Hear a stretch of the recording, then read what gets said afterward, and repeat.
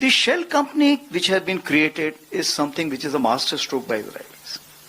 And for that it requires years and years of preparation. Israel ने Hezbollah को निशाना बनाने के लिए जो गैर रिवायती तरीका कार इख्तियार किया, कब से उसकी तैयारी की जा रही थी? So it means they were prepared for it, and that is what it counts, that the war does not start the way you start fighting. It starts the day you start planning. और ये pager लबनान भेजने से पहले Israeli एहलकारों के हाथ लगते थे और वो उसमें धमाका खेज मवाद नस्ब करते थे। एंड दिस इज पैलेस्टाइन और कश्मीर हमारे डीएनए का हिस्सा है, और इसमें कोई डाउट नहीं है, चाहे फौज हो या सिविल हो, खाकी हो या मुफ्ती हो। मैडम पता क्या सीन है, इस वक्त इस्लाम जो है ना उसको फैलाने की जरूरत है, क्योंकि वो एक टाइम पे आके रुक गया हुआ। यहूदी छोड़ेगा नहीं, फिर बाल से पकड़ के घसीट के मारेगा यहूदी, ये इनको पता है। और इंडिया तो एक पिट्ठू का रोल अदा कर रहा है अमेरिका का, और जो अमेरिका का दुमछल्ला जैसे होता है, और वो क्वाड का हिस्सा है, चीन के खिलाफ उसको इस्तेमाल किया जा रहा है, और फिर इजराइल के साथ भी वो मिला हुआ है, नथी है। उनका यहूदियों का और खासतौर पर सहयूनी यहूदियों का तो ये अकीदा है कि दुनिया में सिर्फ गोयम वही हैं, यानी इंसान वही हैं, बाकी सब लोग जो हैं वो जानवर हैं। एक पूरी कौम को खत्म करने के दर पे है, एक पूरी कॉज, एक पूरी सोच को जमीन बोस करने के इक़दाम कर रहा है। मुस्लिम की इस वक्त हर बंदा खिलाफ है, ये नहीं है कि सिर्फ इंडिया के खिलाफ है, हर बंदा। वो नहीं चाहते कि मुस्लिम कम्युनिटी बढ़े, क्योंकि उनको लगता है कि जितने मुसलमान बढ़ेंगे ये जंग होगी। एक क्या वक्त नहीं आ गया है कि जिस तरह 9/11 के बाद मुसलमानों पे दहशतगर्दी का इल्ज़ाम थोप दिया गया था, अब मुस्लिम उम्मा उठ खड़ी हो और वो दुनिया पे जगह जगह प्लेटफॉर्म्स पे वाजे करे कि ये सिर्फ ज़मीन पे कब्जा नहीं है, बल्कि इसराइल की मजहबी जंगी जुनूनियत है। बदकिस्मती की बात यह है कि मुझे अपनी हुकूमत के बारे में भी यही कहना पड़ेगा, और मेरे ख्याल से कहना चाहिए, इसलिए कि हमने भी लिप सर्विस के अलावा और कुछ करके नहीं दिया है। नमस्कार दोस्तों, सो फाइनली आज भारत के आर्मी चीफ ने डायरेक्टली ये कहा है कि जिस तरीके से इजराइल ने प्लानिंग करी थी इस अटैक की, जो पेजर अटैक किया गया था इजराइल ने हिजबुल्लाह पर, जिसके बाद वो लोग कम्प्लीटली अंदर से कंफ्यूज हो गए थे एंड आपस में कम्युनिकेशन करना भी उनके लिए मुश्किल हो गया था। This was a master stroke.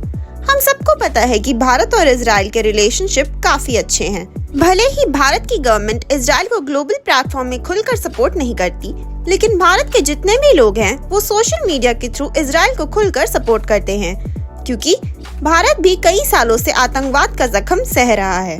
पिछले साल 7 अक्टूबर के दिन हमास ने इजराइल पर आतंकवादी हमला किया था, तभी भारत वो पहला देश था जिसने इजराइल के सपोर्ट में सबसे पहले ट्वीट कर उन्हें हिम्मत दी थी। इसी टॉपिक पर चलिए आगे पाकिस्तानी मीडिया का रिएक्शन देखते हैं। वीडियो को लाइक और चैनल को सब्सक्राइब कर लें। Supplied to Hungarian company thereafter giving it to them. The shell company which has been created is something which is a master stroke by Israelis. And for that it requires years and years of preparation. So it means they were prepared for it, and that is what it counts, that the war does not start the way you start fighting. It starts the day you start planning. And this is what is most important. So they had planned all these activities, and what they did, firstly they made sure that the pages get blasted off, people get injured, people die. Okay. Now what happens? Perforce now you have to shift to mobile. Moment you shift to mobile, what happens? Your signals are getting triangulated. They also went way ahead. They went for the sonic boom. What they did, they flew the aircraft in a manner that the sonic boom makes a sound in different timings. Once it makes a different timings, and Nasrullah was creating a live relay. When he was creating a live relay, they carried out a triangulation methodology to focus which building is the stain. Now that kind of a something which is never heard of earlier. This is the first time we are hearing this kind of a thing. Coming on to our side, yes, the same threat rights. So supply chain interruption, interception is something we have to be very watchful. So we have to have various levels of inspection on all these issues, whether it is the technological level as well as manual level also, to make sure such things do not get repeated in our case. Hassan Nasrallah को शहीद करने का मंसूबा कैसे बनाया गया? वो कौन सा लम्हा था जब इसराइल ने अपनी अप्रोच बदलने का फैसला किया?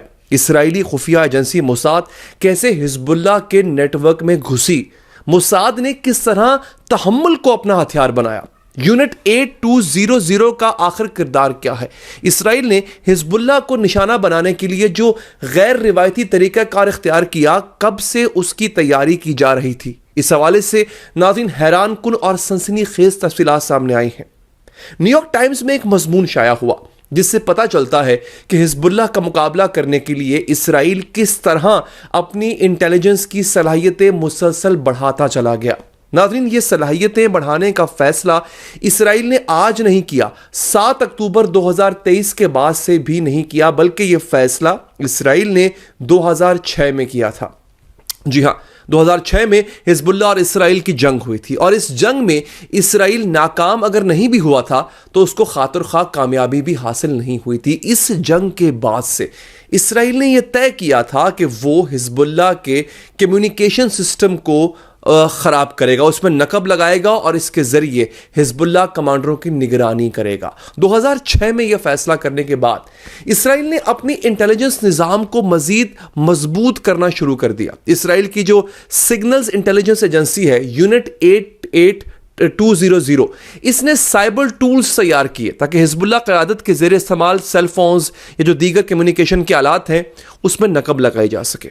इसके साथ इजाफी टीम्स भी बनाई गई जो इनसे हासिल होने वाली मालूमात को फौजियों तक और वहां की फजाइया तक पहुंचाती थी। इसके साथ साथ नाज़रीन, इसराइल ने ड्रोन्स और जदीद तरीन सैटेलाइट्स का इस्तेमाल भी शुरू किया ताकि हिजबुल्लाह के ज़ेरे इस्तेमाल अहम मकामात की मुसलसल तस्वीर ली जा सकें और अगर इमारत में कोई मामूली सी भी तब्दीली होती है तो इसे रिकॉर्ड किया जा सके। इसी निगरानी से इसराइल को यह भी मालूम होता रहा कि हिजबुल्लाह के असलहे के ज़खायर कहां पर हैं और फिर इन ज़खायर को निशाना बनाया गया। इसी यूनिट 8200 ने ईरानी जनरल कासिम सुलेमानी की मालूमात अमरीका को फराहम की और अमरीका ने ड्रोन हमले में इन्हें शहीद किया। नाज़रीन, इसराइली हमले में हिजबुल्लाह के सीनियर कमांडर फवाद शकरकई शहादत भी इसी यूनिट की वजह से हुई है और इसी यूनिट का काम था। हिजबुल्लाह के कई रहनुमा इसराइली खुफिया निगरानी का इसी जदीद निज़ाम के ज़रिए निशाना बने हैं। इन वाक़यात की वजह से हिजबुल्लाह भी ये भांप चली थी कि इसके मवासलात के निज़ाम में नकब लग चुकी है। इसलिए हिजबुल्लाह ने आपस के राब्तों के लिए पेजर और वॉकी टॉकीज पर मुंतकिल होने का फैसला किया। लेकिन जब हिजबुल्लाह क़यादत ये फैसला कर रही थी नाज़रीन, तो इसी वक्त ये फैसला इसराइल के इल्म में आ चुका था कि हिजबुल्लाह वालों को पता चल गया और इसराइल ने इसी फैसले से हिजबुल्लाह को शदीद नुकसान पहुंचाने का बिलाखिर मंसूबा बना दिया और 15 साल इस पे काम किया। नाज़रीन, इसराइली खुफिया एजेंसी मोसाद ने जो है वो बुडापेस्ट एक जगह है, वहां पर उसने एक शेल कंपनी यानी खुफिया कंपनी बनाई, यानी ऐसी कंपनी जिसका वजूद सिर्फ कागजों में होता है। इस शेल कंपनी ने ताइवान की कंपनी के लाइसेंस के तहत वो जो पेजर होते हैं मैसेज भेजने वाले आलात वो बनाए। यानी हिजबुल्लाह अपने गुमान में ताइवान की कंपनी से पेजर खरीद रही थी, लेकिन वो पेजर्स दरअसल इसराइली कंपनी मोसाद उसे फराहम कर रही थी और ये पेजर लबनान भेजने से पहले इसराइली अहलकारों के हाथ लगते थे और वो उसमें धमाका खेज मवाद नस्ब करते थे। और ये पेजर नाजरीन ये एक दो नहीं बल्कि हजारों में थे। तो मोसाद ने हजारों पेजर्स और वॉकी टॉकीज में धमाका खेज मवाद नस्ब किया और इस अंदाज में किया कि हिजबुल्लाह को इस हवाले से कोई शक ना हो पाए।